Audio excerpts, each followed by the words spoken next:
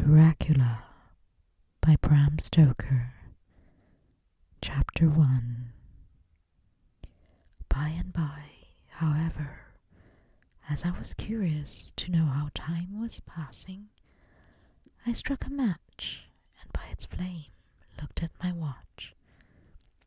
It was within a few minutes of midnight. This gave me a sort of shock, for I suppose the general superstition about midnight was increased by my recent experiences. I waited with a sick feeling of suspense. Then a dog began to howl somewhere in a farmhouse far down the road, a long, agonized wailing, as if from fear. The sound was taken up by another dog, and then another and another, till, borne on the wind, which now sighed softly through the pass, a wild howling began, which seemed to come from all over the country, as far as the imagination could grasp it through the gloom of the night. At first, the horses began to strain at rear, but the driver spoke to them soothingly, and they quieted down, but shivered and sweated as though after a runaway from sudden fright. Then, far off in the distance, from the mountains on each side of us, began a louder and a sharper howling, that of wolves, which affected both the horses and myself in the same way. For I was minded to jump from the caleche and run, whilst they reared again and plunged madly, so that the driver had to use all his great strength to keep them from bolting. In a few minutes, however, my own ears got accustomed to the sound, and the horses so far became quiet that the driver was able to descend and to stand before them. He petted and soothed them, and whispered something in their ears, as I have heard of those horse-tamers doing, and with extraordinary effect, for under his caresses they became quite manageable again, though they still trembled.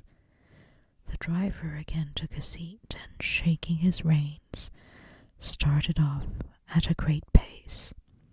This time, after going to the far side of the pass, he suddenly turned down a narrow roadway, which ran sharply to the right.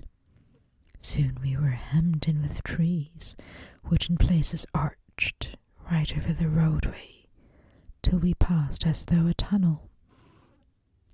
And again great frowning rocks guarded us boldly on either side. Though we were in shelter, we could hear the rising wind, for it moaned and whistled through the rocks, and the branches of the trees crashed together as we swept along. It grew colder and colder still, and fine, powdery snow began to fall, so that soon we and all around us were covered with a white blanket. The keen wind still carried the howling of the dogs, though this grew fainter as we went our way. The baying of the wolves sounded nearer and nearer, as though they were closing round on us from every side. I grew dreadfully afraid, and the horses shared my fear. The driver, however, was not in the least disturbed. He kept turning his head to the left and right, but I could not see anything through the darkness. Suddenly, away on our left, I saw a faint flickering blue flame. The driver saw it at the same moment.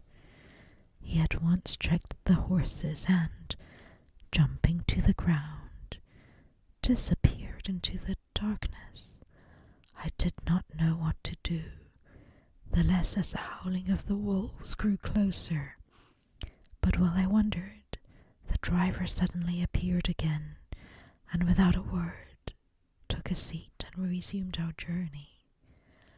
I think I must have fallen asleep and kept dreaming of the incident, for it seemed to be repeated endlessly, and now looking back, it is like a sort of awful nightmare. Once the flame appeared so near the road that even in the darkness around us I could watch the driver's motions. He went rapidly to where the blue flame arose. It must have been very faint, for it did not seem to illumine the place around it at all. Gathering a few stones, formed them into some device. Once there appeared a strange optical effect. When he stood between me and the flame, he did not obstruct it, for I could see its ghostly flicker all the time. This startled me, but as the effect was only momentary, I took it that my eyes deceived me, straining through the darkness. Then, for a time, there were no blue flames, and we sped onwards through the gloom, with a howling of the wolves around us, as though they were following in a moving circle.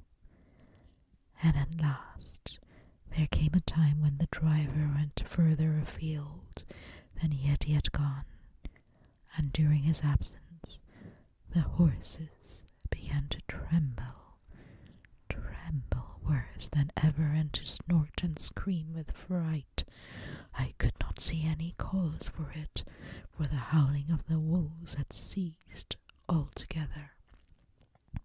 But just then the moon, sailing through the black clouds, appeared behind the jagged crest of a beetling pine-clad rock, and by its light I saw around us a ring of wolves, with white teeth and lolling red tongues, with long sinewy limbs and shaggy hair.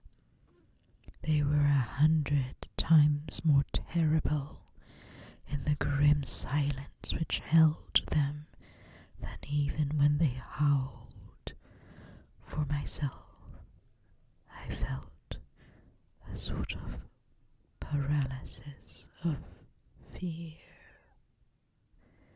It is only when the man feels himself face to face with such horrors that he can understand their true import. All at once the wolves began to howl, as though the moonlight had some peculiar effect on them. The horses jumped about and reared and looked helplessly round, with eyes that rolled in a way painful to see.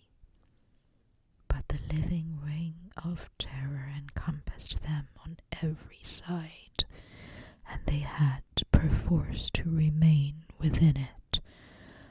I called to the coachman to come, for it seemed to me that our only chance was to try to break out through the ring, and to aid his approach I shouted and beat the side of the caleche, hoping by the noise to scare the wolves from the side, so as to give him a chance of reaching the trap.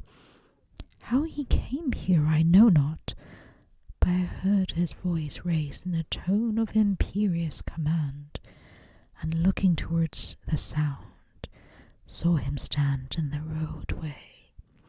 As he swept his long arms, as though brushing aside some impalpable obstacle, the wolves fell back, and back, further still. Just then, a heavy cloud passed across the face of the moon, so that we were again in the darkness. When I could see again, the driver was climbing into the caleche, and the wolves disappeared.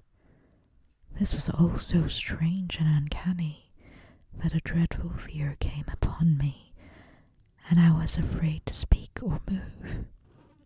The time seemed interminable, as we swept on our way, now in almost complete darkness, for the rolling clouds obscured the moon. We kept on ascending, with occasional periods of quick descent, but in the main always ascending.